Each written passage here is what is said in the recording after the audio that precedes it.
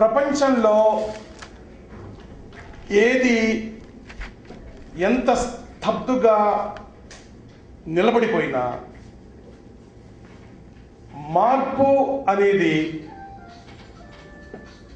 తప్పకుండా సంభవించే తీరుతుంది. మార్పు లేకపోతే నాగరిక సమాజంలో ఎక్కడో ఉన్నటువంటి మానవ జాతి నేటి ఈ స్థాయికి వచ్చేది కాదు.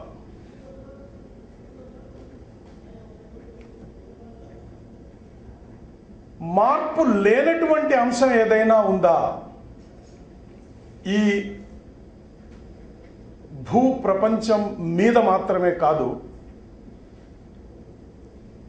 పూర్తిగా విశ్వంలో కూడా మార్పు లేనటువంటి అంశం ఏదైనా ఉందా అంటే దాదాపుగా లేదు. డిక్షనరీలో ఉన్నటువంటి పదం ఒక్కటి మాత్రం చేంజ్ అనేది చేంజ్ కాకుండా ఉంటుంది అని అన్నాడు ఎవరో. డిక్షనరీలో పదం చేంజ్ అనేది చేంజ్ కాదు, అదొక్కటి తప్ప మిగిలినంతా కూడా మారుతుంది. నాకు తెలిసి చాలా సందర్భాల్లో సోషల్ వెల్ఫేర్ డిపార్ట్మెంట్ అన్న వెంటనే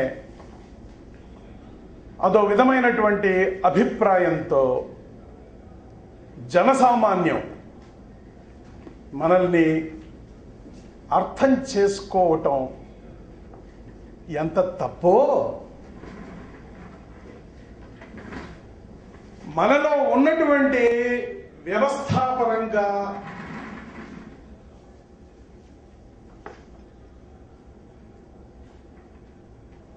స్థిరపడిపోయినటువంటి కొన్ని సమస్యలు కూడా పరిష్కారం నోచుకోకపోతే చాలా భావితరాలకి తప్పు చేసిన వాళ్ళం అవుతాము అనడంలో ఎలాంటి అనుమానం లేదు. నాకు తెలిసి మేమందరం పాఠశాలల్లో ఉన్నటువంటి రోజుల్లో మొదటి పాయింట్ నేను చెప్పబోయేది చాలా ముఖ్యమైనటువంటి పాయింట్. మేము పాఠశాలల్లో ఉన్నటువంటి రోజుల్లో వారానికి 2 తరగతులు మారల్స్, ఎథిక్స్ మీద ఉండేది. నేను ఇంగ్లీష్ మీడియం స్కూల్లో చదువుకున్నాను, అయినా సరే ఆ స్కూళ్ళలో కూడా ఉండేది. ఈరోజు ప్రాథమిక విద్యా వ్యవస్థలో మారల్స్, ఎథిక్స్, విలువల గురించి మాట్లాడగలిగినటువంటి అవకాశం ఉపాధ్యాయులకి లేదు. ఆ కారణం చేత పిల్లలు కూడా ఏమాత్రం అలాంటి క్వాలిఫికేషన్స్ తో ఎదగటం లేదు. సమాజం గురించి ఆలోచించే పరిస్థితులు లేవు. నేను ఎవరిని తప్పు పట్టడం లేదు, కానీ ఓ పాప బాబు స్కూల్కి వెళ్ళేది కేవలం రోజుకి 6 గంటలు మాత్రమే. 9:30 నుండి 12:30, తర్వాత 1:30కో మొదలైతే 4:30, 6 గంటల సేపు పాఠశాలలో ఉంటారు. మిగతా 18 గంటల సేపు ఆ పిల్లలు హాస్టల్లో లేని వారైతే తల్లిదండ్రుల దగ్గర ఉంటారు, హాస్టల్లో ఉన్నవారైతే ఈ తల్లిదండ్రుల దగ్గర ఉంటారు.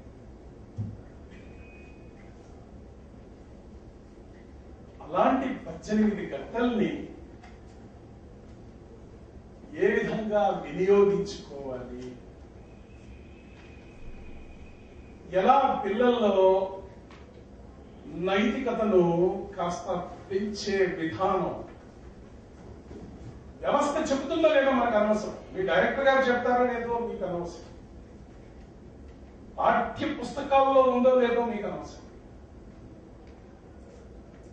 కానీ అందుకే నేను చెప్పాను, వ్యవస్థాపరమైనటువంటి లోపాలు చాలా ఉన్నా మన నుండి ఏదైతే ఎదురు చూస్తుందో సమాజం, పిల్లలు కాదండి, సమాజం ఎదురు చూస్తుంది మీ నుండి. ఎందుకంటే ఆంధ్రప్రదేశ్ కి ఈ దేశంలో ఎందులో ఉన్నా చూడండి దాదాపుగా 10% వాటా ఉంటుంది. జనాభాలో 10%, ఏరియాలో 10%, దాదాపు 9 కావచ్చు 11 కావచ్చు, బట్ సరాసరి 10%. ప్లాన్ బడ్జెట్ కేంద్ర ప్రభుత్వం ఎంత చెబుతుందో అందులో 10%.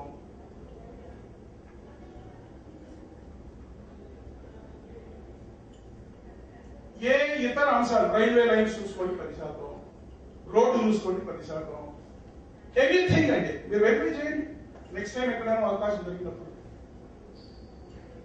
ఆఖరికి నేరాలు ఘోరాల్లో కూడా ఆంధ్రప్రదేశ్ 10%. మహిళల మీద, ఆడపిల్లల మీద, అఘాయిత్యాల మీద కూడా 11.55%, టు బి ప్రిసైజ్ 10% పట్టి 11.55% మహిళల మీద, ఆడపిల్లల మీద జరిగినటువంటి అఘాయిత్యాలకి, రాక్షస కృత్యాలకి ఆంధ్రప్రదేశ్ అంత మాత్రాన్ని కాంట్రిబ్యూట్ చేసింది. అలాగే చైన్ స్నాచింగ్ ఎవరు చేస్తున్నారు? స్టూడెంట్స్ చేస్తున్నారు. అది నన్ను భయపెట్టేటువంటిది 2G స్కామ్ కాదు. కోల్ గేట్లు, రైల్ గేట్లు కాదు. కామన్వెల్త్ గేమ్ కాదు. ఈ దేశంలో ఒక ఇండస్ట్రియలిస్టు 1700 కోట్ల రూపాయలతో ఇల్లు కడుతున్నాడు. అది కూడా నన్ను భయపెట్టడం లేదు. ఆఖరికి IPL లో లోపాయికారిగా డబ్బులు సంపాదించాలనేటువంటి క్రీడాకారుల కువిశ్వాసం కూడా నన్ను భయపెట్టడం లేదు. కానీ నేరాల్లోకి ఎవరైతే అడుగుడుతున్నారో, ఈరోజు 2 చోట్ల హైదరాబాద్ లో నిన్న రాత్రి జరిగిన హౌస్ బర్గ్లరీ, అంటే కన్నం వేసో, కిటికీలు పగలగొట్టో, లాక్ చేసిన ఇంట్లో నుంచి వెళ్లి దొంగిలించేది 2 సంఘటనలు నిన్న జరిగితే 2 కూడా పట్టుబడినటువంటి వాళ్ళు విద్యార్థులు అని తేలినప్పుడు భయం వేస్తుంది.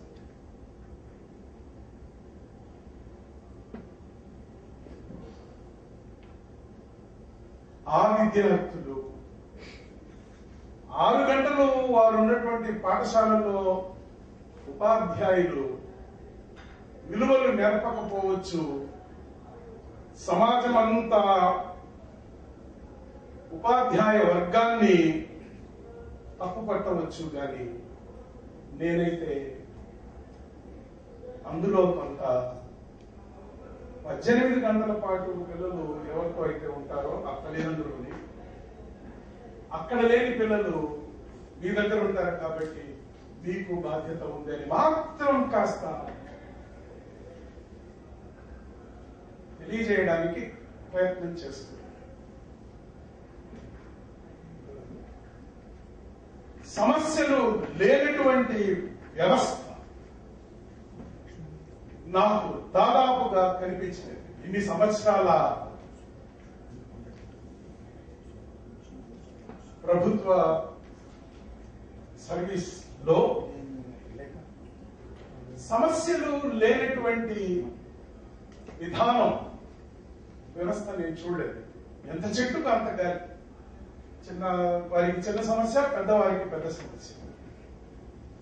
మీరు పనిచేస్తున్నటువంటి విధానంలో కూడా సమస్యలు లేకపోలేదు. కానీ ఎక్కడో ఎంపతి అనేటువంటి ఒక కోణం, మరొక చోట నేను సమాజానికి ఏమి చెయ్యగలను అనేటువంటి ప్రశ్న. అది కూడా ఉద్భవించినటువంటి వ్యక్తిని నేను చూడలేదు. చాలా మంది when conscience calls you, unfortunately the line is engaged. లోపల మనిషి మిమ్మల్ని పిలిస్తే, అరే బాబు ఆగరా బాబు నువ్వు తప్పు చేస్తున్నావు అని, whenever the conscience calls you, the telephone line is engaged, so you don't listen to it. కానీ ప్రతి వ్యక్తిలో కూడా ఎక్కడో ఒక కోణం తట్టి లేపడానికి, మనం ఇదిగో బాబు నీ వల్ల నువ్వు చేయగలిగింది ఇది అని చెప్పటానికి తప్పకుండా అవకాశం అయితే ఉంది. మీరు ఒంటరిగా ఎప్పుడైనా వెళ్తూ ఉంటే చూడండి, ఎవరు మాట్లాడతారు మీతో?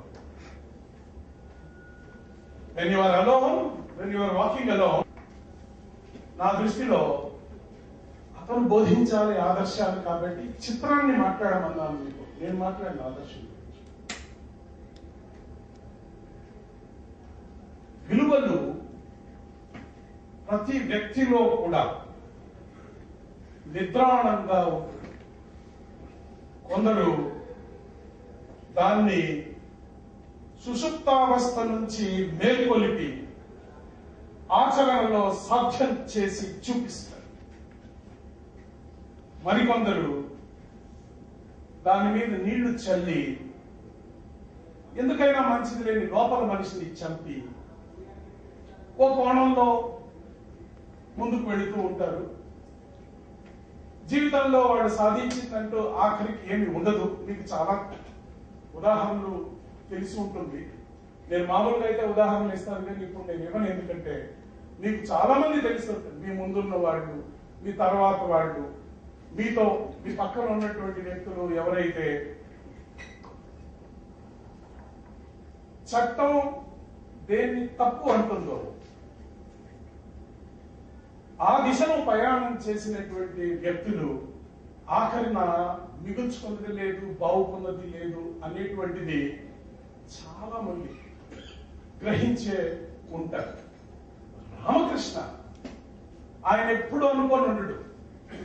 ఆయన చేసే పని ఇలాంటి ఒక రాష్ట్ర స్థాయి శిక్షణ తరగతుల్లో ఆయన చిత్రం వేసి చర్చిస్తారని.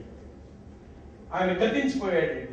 ఈ చిత్రం మేము చేసి 2 సంవత్సరాలు అయింది. 2 సంవత్సరాల క్రితం 50-60 వేల రూపాయలు నేను ఇచ్చి ఉంటాను అంతే అన్నాడు. మీరు విన్నారా మాట?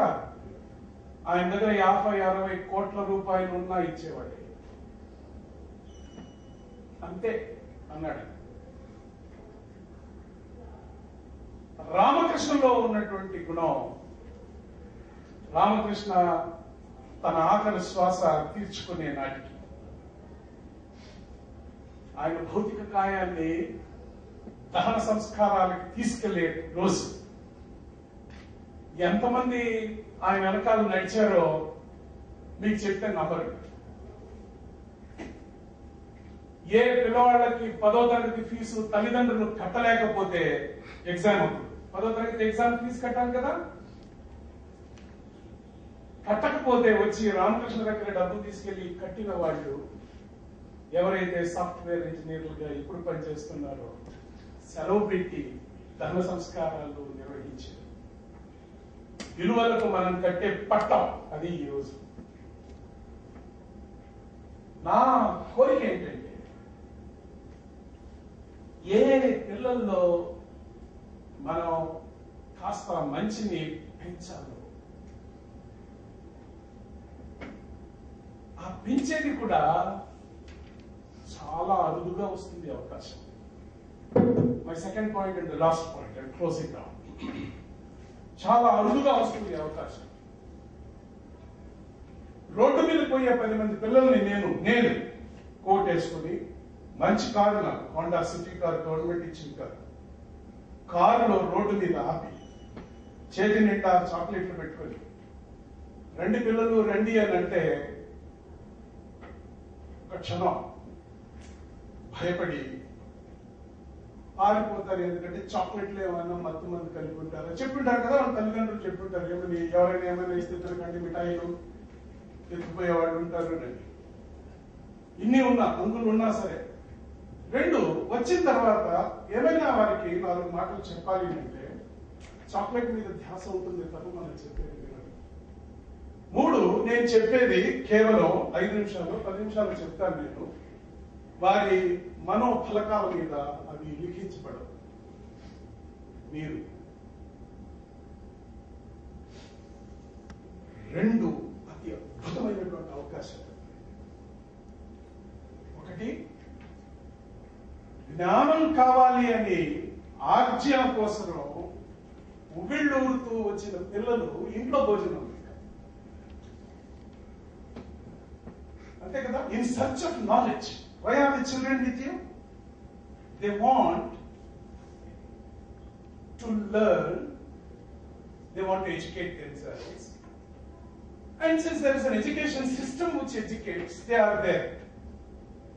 జ్ఞాన సంపాదన కోసం ఇంటిలో వసతి లేక మీ దగ్గరికి వచ్చినటువంటి పిల్లలకి ఒకటి, జ్ఞానాన్ని ఇవ్వగలరు మీరు.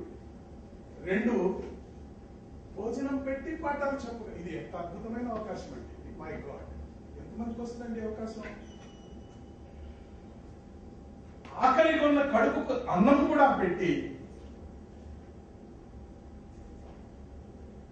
ఎవరికైతే ఆ జ్ఞానం కావాలా అన్నటువంటి తృష్ణ ఉంటుందో వారికి జ్ఞానాన్ని కూడా అందించేటువంటి ఇరు అవకాశాలు మీకు ఉంది. కాబట్టి మీలో నేను కోరుకునేది ఏంటంటే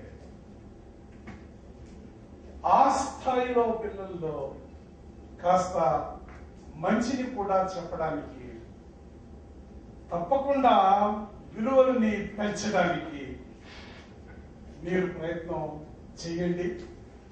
ఈ శిక్షణా కార్యక్రమం దానికి చాలా బాగా దోహదపడుతుంది. ఎందుకంటే pedagogical issues, child psychology, teaching methodologies, వాటి మీద కూడా కొంత మీకు చెప్తారు. మంచి నిష్ణాతులైనటువంటి ఉపన్యాసకులు వస్తారు. వారిలో రేపటి రోజున మరో చిత్రం, 90 సెకండ్ల చిత్రం అండి. అందులో ఈ దేశమాతను గౌరవించడం ఎలాగైతే ఈ దేశం మర్చిపోయిందో, ఎలాగైతే ఆ చిత్రంలో వ్యక్తి గౌరవించడానికి ప్రయత్నం చేస్తాడో, ఆ ఒక్క మాట మీరు కానీ పిల్లల్లో నేర్పించగలిగితే రేపు ఈ దేశం మహా ఉన్నతమైనటువంటి శిఖరాల్ని అధిరోహిస్తుంది అనడంలో నాకైతే ఎలాంటి సందేహం